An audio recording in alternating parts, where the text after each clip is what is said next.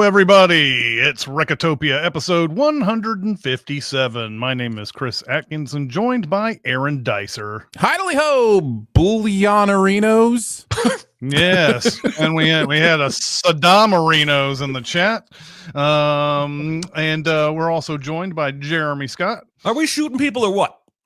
Yep. That's a good question. Also would like to welcome chat who have come out here to watch us talk about movies here on a Tuesday. Let's start us off with some small recommends. And actually, wait a minute. Hold on a second. I need to say that today's big recommend is Three Kings. And I can't wait to get into that movie Jeremy has picked. So now let's get into the small recommends. Jeremy, kick us off. I like to mix it up. I don't always bring you a movie. I don't always watch a movie every week that I can bring you. But I have gotten addicted to a little free word puzzle game, and I would like to share it with you. Now, a couple years ago, you may remember when Wordle hit the scene and everyone on the internet and their brother was playing Wordle. And then the New York Times bought it and some people stopped playing it. But there were dozens of spin-offs. There's a Quordle where there's like 4 words that you're trying to guess at once. There's like movie duel. There's all kinds of duels now. I still play Wordle every day too, Castriff. Now, when my dad was here for Thanksgiving, he said, my brothers and I are playing a new Wordle type game called Heartle. And I was like, okay. Now, let me tell you how it works. Wordle, basically, you have 5 chances, I think 6 maybe, to guess a 5-letter word. So you start with a word. Let's say vomit. Great choice, Jeremy. And then if any of those letters are in the today's word, but in the wrong position, they turn yellow. If any of those letters are in today's word in the right position, they turn green. All right. So now you know, all right, the O and the V are both in this, but they're in the wrong spot. So you keep guessing, so on. So Heartle is basically that, only instead of the letters turning yellow or green, you just get a yellow or green number to the right side of what you've guessed. So you don't know which of those, let's say it's a yellow 1. You don't know which of the letters in the word you guessed is actually in today's word. You just know that one of the 5 is. And you have 10 chances. And basically, I tried playing it that day. My dad was showing it to me, and I was like, this is insane. This is completely impossible. Why would I do this? And then something happened a week or 2 later. I was like, I'm seeing to check this game out again. And now I've gotten pretty good at it. I almost always get it. But also, I want to warn you, this game will shame you. If you get it on like the 9th guess out of 10, it'll say, nice try, but do better tomorrow. I think it's kind of fun that way. Anyway, it's heartle.org. If you like word games and word puzzles, if you like Wordle, give it a shot. It's become a daily play for me. It costs nothing. I don't even think it has very many ads, if any at all. So there you go. That's my small recommend for this week, heartle.org. It always amazes me that you're into all these different games, Jeremy. I don't know why. I mean, you have always been into these type of games, I guess, but like a lot of them at once. Like last week, Civ 7, and then this, and I know that Heartle is nothing like Civ 7, but like there's all these games, that you've been mentioning lately that I'm just like, oh wow! I didn't realize Jeremy was into all this stuff, man. That's and I don't play any of this stuff. I've never played Wordle. It's something that would be right up my alley, but I think that's the reason why I've never played it, because I know it would be something that I would do every day, and here's another time waster. That's just what I need right now in my life. The New York Times has a spelling bee game. That's my absolute favorite daily word game. But sometimes it can be difficult enough where I'll be thinking about words for hours instead of like minutes. So it can suck my day away. Yeah, I used to play all the duels, the Wordle, the Quordle, the Sesquasa-Gadurtle, or whatever it was, where there's like 16 different words that you simultaneously, every guess counts for every word, all that kind of stuff. And I just kind of fell away from it because you kind of crack the code on the Wordle thing. Like you have your starting word, and then, it's almost always either, 3 guesses or 4 guesses, and but this sounds interesting. This sounds more like I might not get one every once in a while, and that's kind of what I like. Probably 1 out of every 10 I don't get it. Yeah. And Yeah, I'm more often than not am on guess 8 or 9 when I get it. My dad said my uncles would get it like on guess 4, and I'm like, you smart bastards.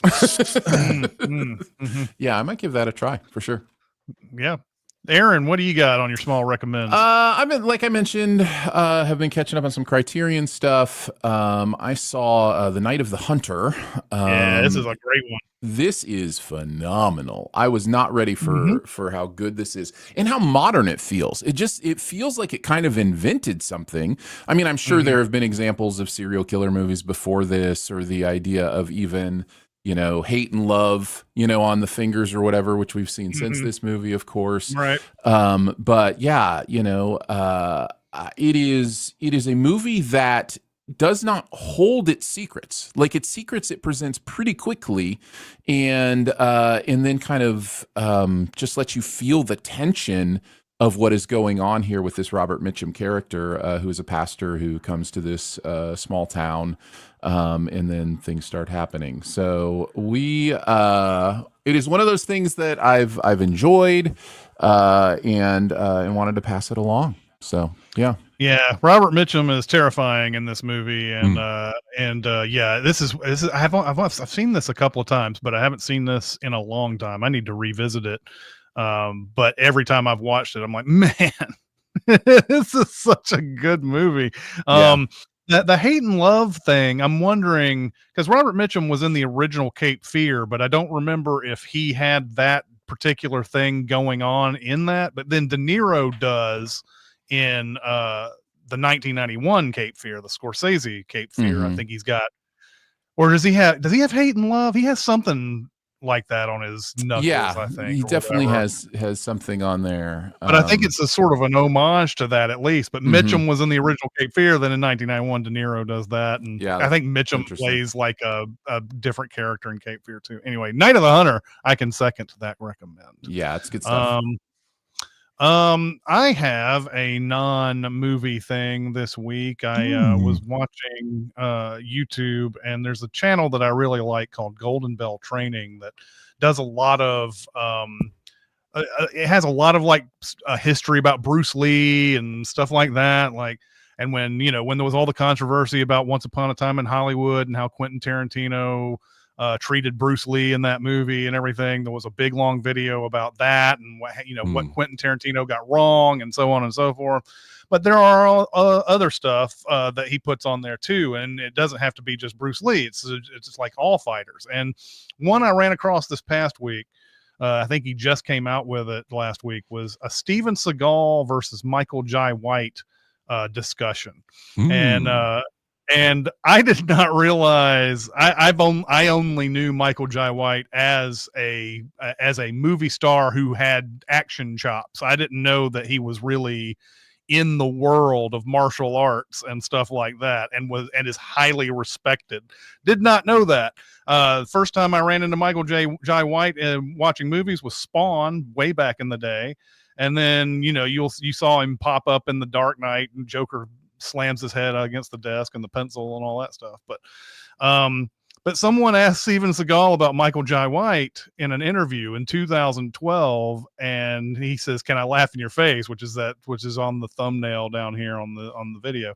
And everybody was wondering, why the hell is he Steven Seagal against Michael Jai White all of a sudden? He's acted with him 3 times. He's even asked him to be on movies before, all this type of thing. So what Golden Bell Training does on this video is breaks down the careers of Steven Seagal and Michael Jai White, and then how those two careers converged and how they got into what would be a kind of war of words. But the conclusions, I will let you guys watch this video from the Golden Bell Training guy, that you're gonna get a lot of like interesting insight into these two guys, like how good is Seagal really in the martial arts spectrum, how good is Michael Jai White, who has a lot of the respect of real fighters, and do real fighters think that they could just take down Steven Seagal, no questions asked, and things like that. This is so fascinating. It's like an hour-long video breakdown into Steven Seagal and Michael Jai White, and I was riveted, and I think you guys would love it too. That's wild. I mean, today, I think anybody could take Steven Seagal. He's like ballooned, lost all of his muscle, and I think he's in Russia, isn't he? Like, Yeah, I'm pretty sure yeah. he's in Russia. The video goes into it a little bit. I did watch this, Chris. I was happy for the recommend, and it is really interesting, Seagal, how quickly he let ego dominate his decisions, and it just defined his career and his personal world. And we see a lot of that in modern culture and modern life. But yeah, it's a really interesting breakdown on how narcissism and ego can just dominate someone. He just can't. I mean, he's like a lot of these strongmen types who believe that if you show any weakness whatsoever, you are somehow less than. And one of the things about Steven Seagal is that he cannot be shown getting beaten up in a movie. That's how. Yeah, he had a no-hit clause. He couldn't even be shown being hit. Yeah, how afraid he is of showing any kind of weakness whatsoever.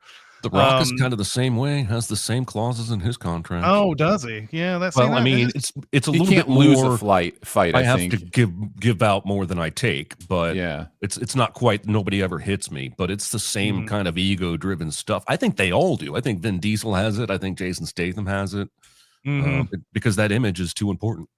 Yeah. Alan in chat was asking what the channel's name is. It's called Golden Bell Training. Just go to that and you'll see tons of I can really actually recommend this comes out as more of a recommend for his entire channel, really, because they're really good and well-researched videos. So, all right, let's get on to our big recommend, which is Three Kings, and it's Jeremy's. So take it away, Jeremy. All right, I'm excited to hear you guys' thoughts. But first, let's dive into the synopsis. We open on Shooter Marky Mark, whose name is Troy, in the Iraqi desert, shouting to fellow soldiers, asking if they are shooting people or what. Without getting a clear answer, he makes a big hit and shoots the Iraqi in front of them, who is waving both a gun and a white cloth. We then get the title card and cut to soldiers at an American base, cutting loose and using a very questionable group peeing device made out of PVC pipes. We also see an NBS reporter, Nora Dunn, whose name is Adriana Cruz, recording a piece about the soldiers after the war in Iraq has ended. In a tent party, we get introduced to several soldiers, mostly Marky Wahlberg and Spike Jonze and Jamie Kennedy. And in a nearby tent, Archie, who's George Clooney, and he's banging Judy Greer and apparently retires in 2 weeks. Ice Cube, who is Chief Elgin, mostly known as Chief throughout the movie, busts into the main barracks to announce that the captain is coming, and everyone rushes to clean up from the party. But the captain arrives and screams about how they have to arrest more Iraqi prisoners tomorrow. And then we smash cut to that very event. In the act of forcibly stripping an Iraqi prisoner, Troy and Conrad find a document in his ass, which they find to be some kind of map. Not after a bit of back and forth about the pain and gain of pulling a document from an enemy combatant's anus. Meanwhile, Archie gets bitched out by the colonel for not properly taking care of Adriana, so she'll put out positive stories about the army. Archie questions the war and acts like his assignment to escort the journalist is some kind of intolerable cruelty. Troy shows the map to the chief, who pulls some satellite photos to try and find the exact location the map is pointing to. Chief tells the boys they should go after whatever the map is leading to because it will be valuable, and also he has a ring of Jesus fire to guide his decisions. And I hate to break it to Chief Ice Cube, but today is not going to be a good day. Clooney Archie barges into the tent and essentially horns in on their ass map find. He believes the bunker on the map contains gold bullion. He instructs Walter to take Adriana on a wild goose chase the next morning while he, Troy, Conrad, and Chief go after the gold. And here's where the map, which is basically a ticket to paradise, should have been memorized and then burned after reading. On the way to the bunker, the guys shoot skeet with Nerf footballs and C4 infused Nerf footballs and argue about the merit of black quarterbacks while Chief keeps asking, "Are we there yet?" Frustrated with their lack of focus, Archie stops the Humvee and gives a lecture about bullet wounds and then conducts a dry run of their bunker invasion. But an exploding hidden cluster bomb covers them all in cow parts, and they decide to just go do the heist. Everything goes pretty well for most of the heist. They don't have to fire their guns, and everyone cooperates or is easily subdued because it is a broken city. But they learn that the gold isn't there. At that point, Iraqi soldiers arrive just in time to blow up the milk truck that has just arrived for the villagers. The villagers beg for medicine and help and food, and the soldiers, the American soldiers, hand out some MREs before heading out for the next bunker to check for the gold.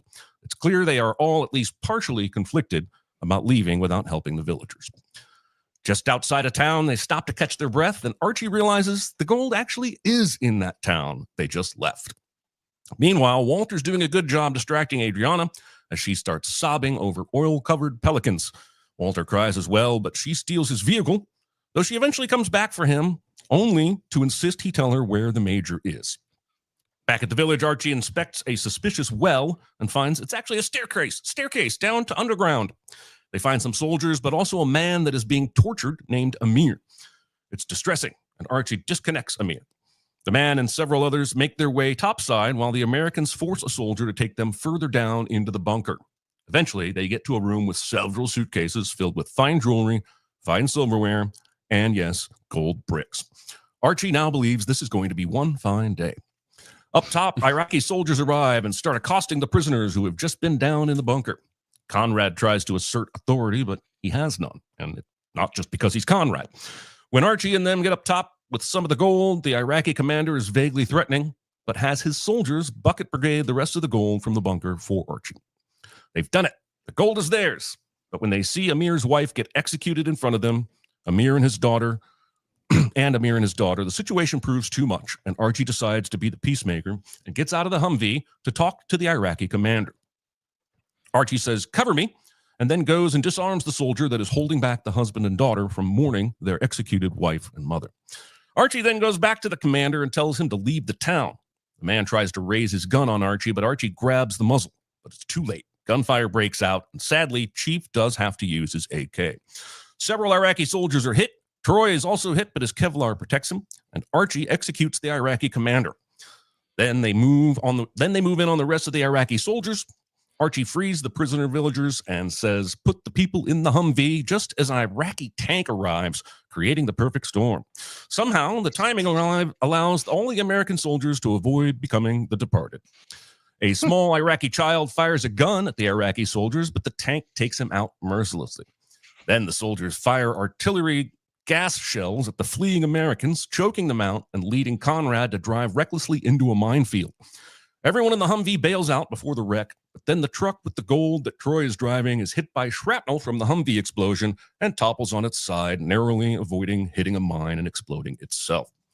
The Iraqi soldiers fire more gas to get in trucks to pursue these little Iraqi kids running into the minefield and goes to rescue them, but is captured by Iraqi soldiers. Meanwhile, Archie gets Chief and the hostages collected and through the minefield until they are aided by mask-wearing locals who lead them to a cave. Notably, the masked locals also go out and retrieve the gold in the Louis Vuitton bags. Before joining the rest in the cave, Archie tries one more search for Troy, yelling out, "Oh, brother, where art thou?" But he gets no response. Troy is taken to a new location and locked in a basement room. He starts kicking the boxes in the room and finds one full of cell phones. He tries several until he finds one that works, but it dies before he can be connected with the base. He finds another phone and this time calls home, and it works because this phone has the family plan. He tells his wife he's been captured and to call the army. Outside, rebels are attacking just as Adriana and Walter have arrived. Walter, being a soldier and not a media member, is grabbed and stripped by the Iraqi soldiers. Eventually, they stop the news filming and allow Walter back onto the vehicle as long as they all leave, and so they do. Back at the base, enough people have been missing long enough that the colonel realizes Archie is up to something, and they begin investigating. Chief, Conrad, and Archie find themselves amongst dozens and dozens of Iraqi refugees in a severely overcandled underground cave, and I have some serious questions about oxygen and carbon dioxide, but at least for now, they are all out of sight. They count the gold remaining, but it ends with a brief lecture from Amir, whom they rescued, about how this war destroys life as he lays out the full gravity of the situation, and also that he knows they're just stealing the gold and not taking it for Kuwait. An unsteady agreement is struck to give these Iraqi refugees some of the gold in exchange for their help finding Troy. The refugees push for another condition of being escorted to the Iranian border. The soldiers push back. Eventually, Archie is convinced, and they divvy up the guns and set out. Back with Troy, he is now hooked up to metal wires and being interrogated. The first question is, what is the problem with Michael Jackson? But Troy doesn't understand. Your sick fucking country make the black man hate himself, he says, claiming America, the interrogator says, claiming America made Michael Jackson turn himself white. And this movie has a lot more to say about race than you might initially realize. And now the brief shots of the Rodney King beating on the TVs in the first bunker make a little bit more sense.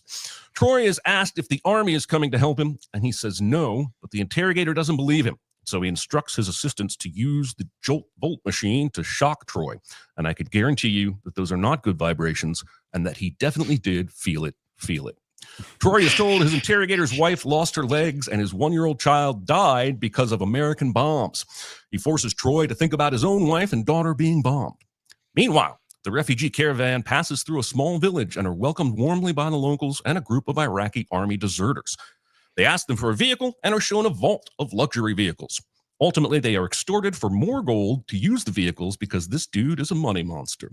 And it's worth noting that they are systematically losing more and more of the stolen gold as they go along. They lost more than half of it in the gas attack. They lost half to the refugees, and now they're losing more to the guy that owns the cars.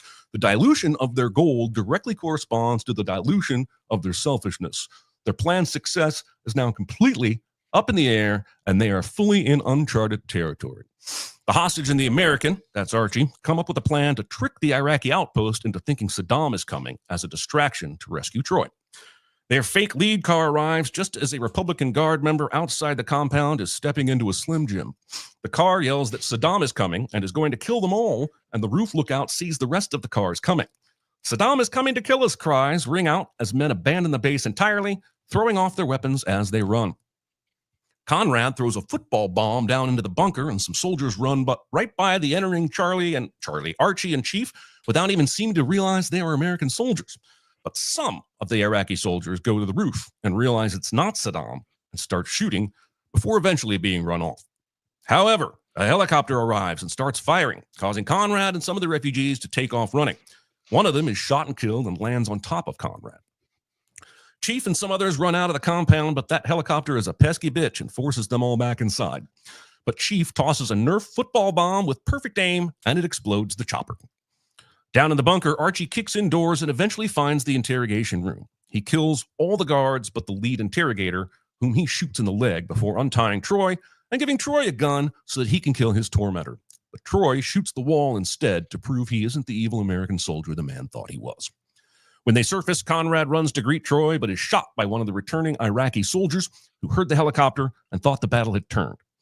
Troy stands up to yell for Archie's help and is shot by the second returning Iraqi soldier before Archie mercilessly kills him. Troy's wound has punctured his lungs, and Archie correctly begins the procedure to help him while Conrad dies, and Troy mourns his friend. Archie is able to implant a valve in Troy that will help him get fluid out of his lungs for a few hours before the group goes about readying Conrad's body by wrapping it. Archie calls Walter and instructs him to go to a contact and bring 4 personnel trucks and a Humvee to Archie's location, promising each driver will get $100,000. We then see Amir handing out single gold bricks to each of the other refugees.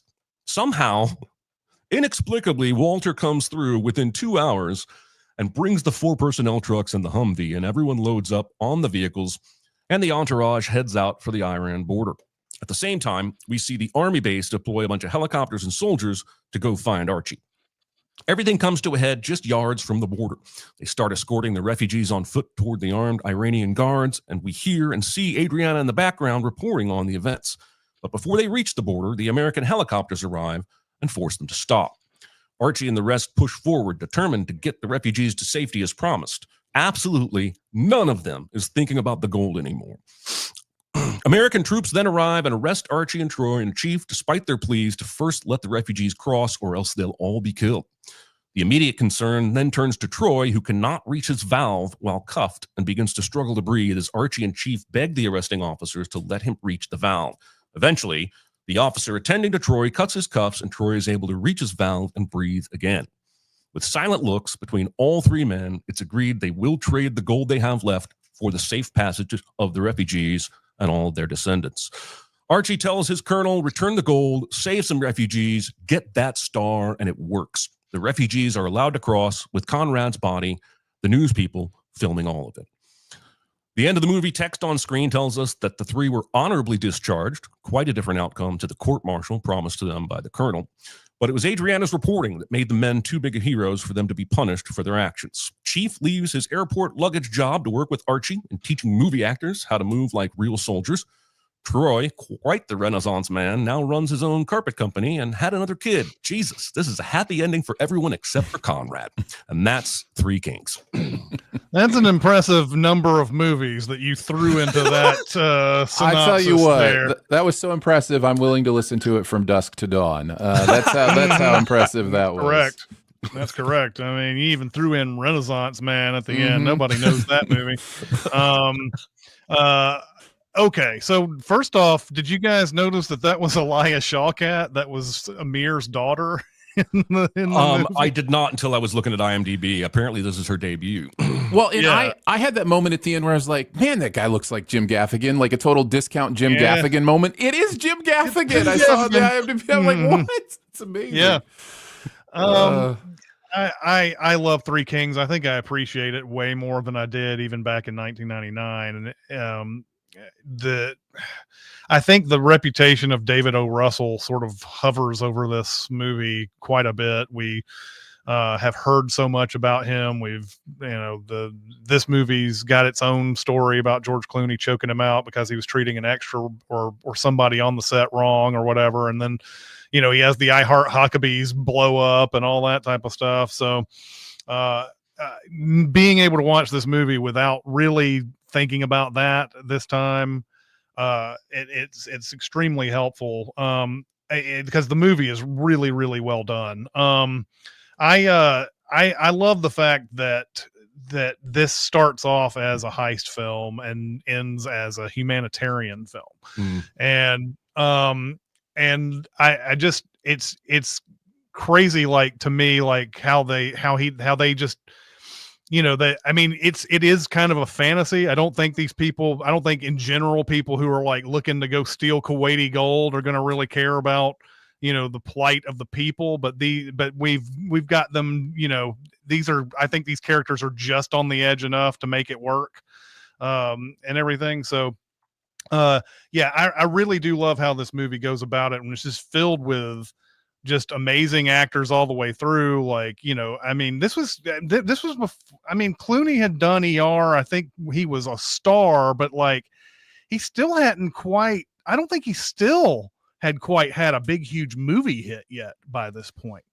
It may not be until like Ocean's 11 until he gets something like big. Like he's been in something that's critically acclaimed, like Out of Sight.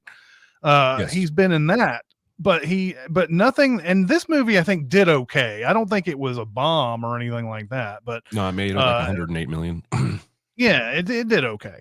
But I think it's sort of it's a good one for Mark Wahlberg coming off of Boogie Nights. Boogie Nights felt like kind of a one-off for him to show how good he could be. I'm still kind of like about Mark Wahlberg in general.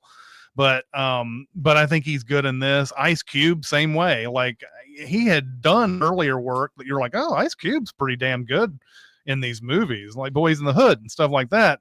And he's been, I don't know, I hadn't seen anything really up until this point where it showed Ice Cube, man, he's good. And then Spike Jonze comes out of nowhere. Like Spike Jonze, basically only known for doing the Sabotage video and like a couple of other big, huge 90s music videos and everything. Comes in here and does an acting job, and he's directing Being John Malkovich in the same year. That's amazing. I love Nora Dunn. We talked about Kevin Dunn, her brother, a few times. She's great too. She's always a welcome presence. And we did The Last Supper. She was in that. She was really, really good in that movie, and she's great in this. And I think it's also awesome that the movie talks about how it has a slight message about the press doing their jobs, basically, where it goes to show if you can frame a story a certain way, people will be compelled to do the right thing. Like in this one, like they're ready to get court-martialed at the end of this. Mm-hmm.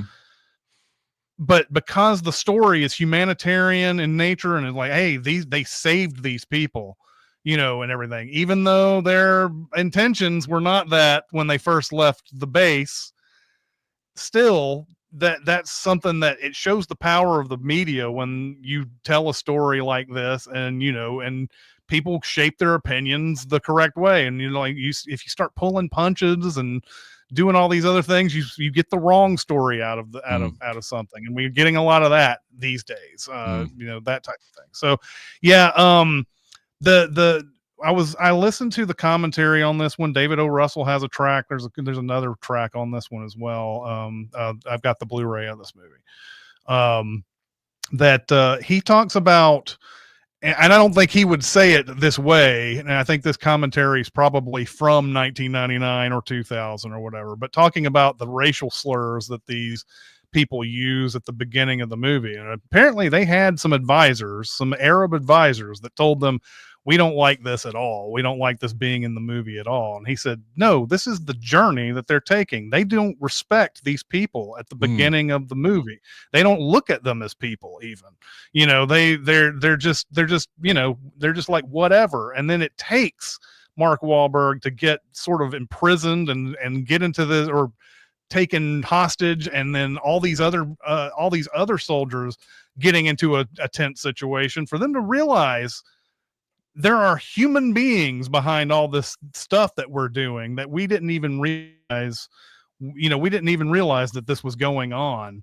Really, the whole idea of George Bush saying rise up against Saddam, these people don't have weapons or an army or anything like that to go.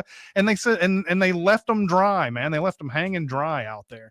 I think we should have known that probably way early on. Remember, if you were old enough to watch Gulf War stuff, and they first started talking about the Patriot missile blowing up the Scud missiles and stuff, and we all had that euphoria, like, oh, we got the Patriot missiles, they're killing the Scud missiles, oh my God, we're saving people, and blah blah blah. And you find out that they never hit anything, they never hit shit the entire time. But even then, of course, the media is not doing their job and asking the right questions and everything. So but yeah, the journey that they have in there, from calling them the names that they do in this movie, to finally by the end of it just giving up their freedom so that these guys can go to Iran and have a safe haven and everything. I just love that journey. I love how this movie's filmed. They did a process that apparently they didn't think it was going to cost millions of dollars. And the first lab that they went to said, we can't guarantee this is going to look good. And there was no way to insure it either. They couldn't insure it. So like they were taking this film to the lab and they were like, we can't guarantee this will look good and you can't insure it. So they went to another lab, and apparently they found some genius in that lab that could do everything correctly with the film that they were using. It's like some ecto something. I can't remember what they called it, but they found some genius to do. And they're like, we love this. This is amazing. And then the following week, it started looking terrible. And they were like, what happened? He said, well, that guy went on his honeymoon. He got married and everything. And so they're like, we need to get that guy back. So they basically had called this dude on his honeymoon and got him to come back so that he can work on this film. And there's so many great little touches in this thing. That shot where everything goes down, like, the mother gets shot and that whole battle goes on and everything. And they're standing there and those clouds are like going by in the background and everything. This movie is beautiful to watch. It is absolutely incredible. And I also thought it was interesting too that Catherine Hardwicke, who is famous for 13 and Twilight, was a production designer on this movie. And so a lot of the stuff, the town, the little tunnels and bunkers they go into, that was Catherine Hardwick doing work on that. So that was another cool revelation out of all this. But yeah, this movie's great. I love it. What else can you say? Great question. I'll try to figure out other things to say. They may sound a little repetitive because you kind of ticked down my list, which starts with, for me, a great combination of actors. I think, Clooney, Wahlberg, and Cube are so good together, and they all have that thing where it's like there's a charisma that has a magnetism to it. And sometimes when actors who both have that kind of magnetic charisma act together, they act like a magnet and repel. But in this case, they are all like, they are, their polarity is in sync, let's just say, because they really work together. And you mentioned Spike Jonze in the mix. It's, just a really interesting, almost comedic relief performance, and yet it means something, not just because of what happens to that character, but also because of the person he is portraying. The type of person with limited understanding, limited understanding of the situation, is just there for the rah-rah war nature of it or whatever, and then what he's trying to see through the movie. I wanted to go back to the alternate slur conversation that you mentioned as well, where they're like, getting on him for the slurs he's using when there are such better alternatives available. Right. Because much better. And I think the movie is making a really sharp point about why we other people. And here's a black soldier with white soldiers talking about, you can't other them this way because that others me as well. So we have to other them in a way that is other to all of us. And that is, that is just such human nature stuff. And they don't even realize it in that moment, what they're doing when they're saying those things. But it's just that kind of thought-provoking stuff that I really dig in movies like this. Jeremy also mentioned the what's the matter with Michael Jackson conversation, which I think touches on all that stuff. You mentioned the way this movie conceptualizes some of the shots are so unique and interesting. I don't think we've mentioned the interior human body shots yet, which is just it decides to show how a bullet creates bile in the human body, and it's so effective and just makes you grapple with more than just the sound of a gunshot and somebody going thwack, and it's like that's all you see in movies usually. That was a long time rumor, apparently, that they used an actual cadaver, but it was just but it was one of the whoever would be responsible for making something like that on a movie set was the one who made it, and that person got a lot of traction from that once they found out that he really made this body that they shot a bullet through or whatever. But but there was an actual rumor there that it was a real body for a while. They even touch on race with the Chekhov's black quarterback conversation that, has a little payoff when Cube is the one that throws the best pass, for the helicopter. So all that stuff's really smart and well thought out and ingenious. The one part I hadn't thought about till this time through, and I don't know why, because it's really right there, and I'm sure, has been talked about ad nauseum, is what a mirror these three's situation is to the moral conundrum of the war itself. Because the idea of going into the Gulf was, painted as one thing, but it was so much about money. It was so much about the oil and the gold, as it were. And these three come to a place where they realize the humanitarian aspect is more important than the money, which I'm not sure our country has ever really grappled with in that succinct of a way. And so the idea that they are a microcosm of the motivation of the war is interesting to me in a way this time through that I hadn't really thought about before. So yeah, it's just it's a really smart script, really interesting and strangely comedic in a way that works. And that's, that's not easy to pull off. So, I mean, I wrote that Jamie Kennedy is not really even playing against type, but his presence is so important for the tone overall of this movie because he brings levity in moments where we need it. Yeah, a few other things that I noticed this time through. I'm not trying to step on you, Aaron, if you have other things. No, I'm good. I'm all set.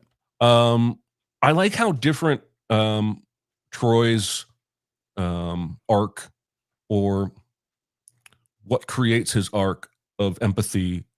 It's a different journey than what Clooney and Ice Cube go through. They're rescued by refugees, and they're in the cave with the refugees, and they bond with them over that journey. Whereas Mark Wahlberg's character, it's almost that interrogator gets to him because he starts picturing his wife being blown up and his kid, and that is the beginning of his turn. And it comes in a moment where he's being tortured.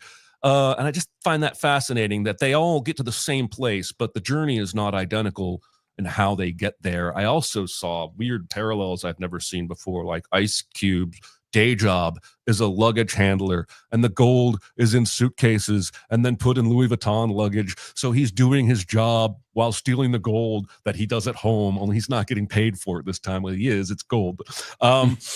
I also read on IMDb that David O. Russell never wanted George Clooney for this role, which might be part of the animosity between them. He went first, according to IMDb, to Clint Eastwood, Mel Gibson, Nicolas Cage, Jack Nicholson, and Dustin Hoffman, all of whom turned down the part. So no wonder Clooney's a little bit got a chip on his shoulder. I kind of get that. That movie does not work, I don't think, with any of those people in this role. Maybe one or two of them. Maybe Hoffman. Clint Eastwood in 99 is still 20 years too old for that role.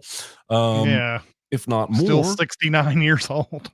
I went through the IMDb trivia before I even watched the movie, and I wrote down that David O. Russell said he didn't want to use a lot of bullets because the whole approach I used with bullets in the movie was that I tried to make each bullet alive. And then I watched the movie, and there are hundreds and hundreds of bullets being fired in this movie. And I don't know what he's talking about unless he specifically means that first scene in the village where the shooting pops off. And then I get it, because those bullets do feel alive. What he's talking about, for sure. He's not talking about the random stuff that you kind of have to do. Because if he did that whole movie that whole way, where it's like slow motion bullets and that weird frame rate thing or whatever, then whatever. But I think that's what he means. Yeah. I think it's a little, I do see what he's talking about in that in many movies, like I talked, like even with the interior human body stuff, he's doing that, right? Like he's saying there's an impact. There's a moment where somebody uses a rocket launcher to take out a kid who's sniping from a building. And even that is shown in a more slowed down version of what we usually see, where we feel the impact of what that rocket launch shot means. So yes, there's plenty of pew pew in this movie, but I think throughout the movie he does take those opportunities to go, this bullet actually had an impact, and it's the thing we're focusing on right now. I also want to bring up Cliff Curtis too, the guy who plays Amir. He's a sort of an all-time go-to character actor. He's from New Zealand. He's Maori or whatever. But the Megs, Cliff Curtis. Yes, the Megs, Cliff Curtis. Sunshine's Cliff Curtis. Yes, there you go. But he really rules the movie during that point where Clooney's bullshitting about the gold and we're getting it back to Kuwait and all that, and he's like they sent 3 soldiers out here to bring back Kuwaiti gold. That's a bunch of bullshit, man. But he's I don't know, he's just really, really good in it. Also got to mention too, I know this is one of the centerpiece comedic moments in the film, but that part where Clooney is getting everybody riled up and like, many nations and everything. So, I just need to get that. Just give me a free car and we'll be fine or whatever. And everybody's like, holding hands and like cheering and everything. And by the end of it, he's like, so what do you say? And the guy's like, cannot take car. Cannot take car. And so, oh, okay. All right. Well, we'll buy one then. So I love that. Anyway, anything else that you guys want to bring up about Three Kings? No, I'm ready to get to the super secret double features. All right, let's get on to the super secret double feature. Okay. I'm going to go somewhat off kilter here, but I think you'll easily know what I'm getting at when I'm talking about this. The first Iron Man came to mind when watching this movie. Robert Downey Jr. goes to the desert to show off all his new weapons, basically going there to get gold, if you want to make a little beeline to this movie. And doesn't truly understand the damage he's doing until he starts seeing Stark Industries on all the things that are, blowing things up and whatever. And then he gets into that cave with that guy. And like, he really starts learning, hey, you know what? The stuff that I do has a huge impact that I have not been noticing. And so that's, of course, Iron Man becomes a big comic book superhero movie after that point. But I think that journey is like a mini Three Kings that's happening right at the very beginning of the movie. And then we go on to the comic. That's beautiful. And then he goes back and destroys the evil people. I love that. I don't think I would have that's a great choice. That's great. That's good. Mine's more on the nose. Actually, I think there are two movies that are fairly on the nose for this. So I'm going to go ahead and mention them once. The one I didn't choose was Da 5 Bloods, which I think is, very similar in the midst of war, trying to find treasure, having to say something big about race and war and those kind of things. I think that works. The other one is the one I'm going with, and that is The Monuments Men. And on the nose, not just for the George Clooney-ness of it all, but also because they are in the midst of war, trying to keep Hitler from destroying famous works of art that are super valuable. So they are putting together a team to go save those works of art. So yeah, I think it works as a nice George Clooney heisty war double feature. I don't get a double feature because it was my recommend, but mine would be Blood Diamond. I always think of those two movies. Sure. Blood Diamond, very, very protagonists have basically the same exact journey, greed to compassion.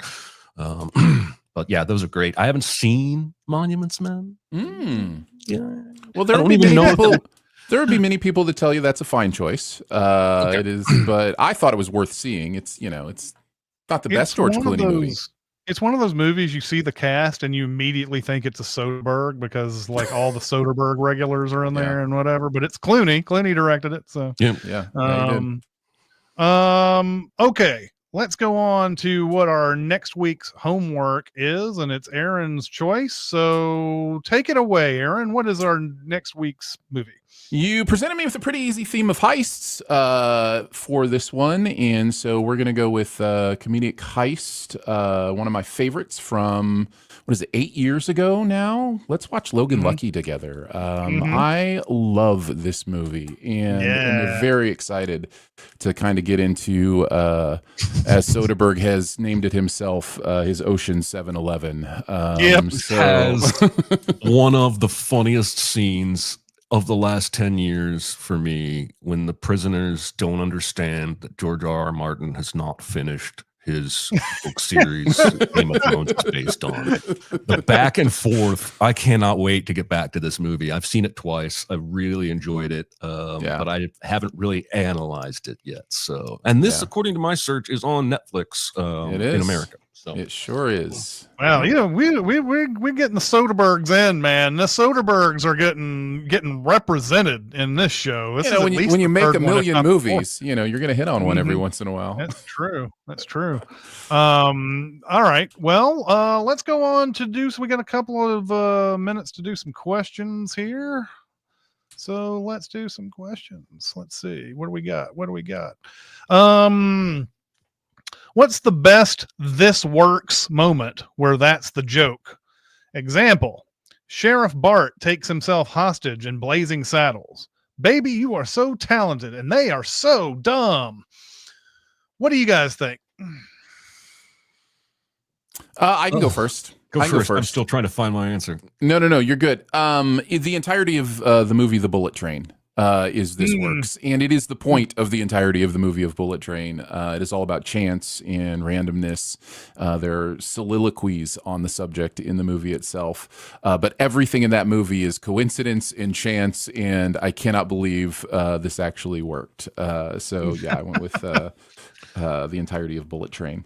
My answer is in Bill and Ted, where they just like, hey, in the future, let's remember to go back in time and do a thing, and then the thing happens. Like, it's the dumbest time travel logic of all time, but that's the point and the joke of it. And that's probably my favorite thing about that movie.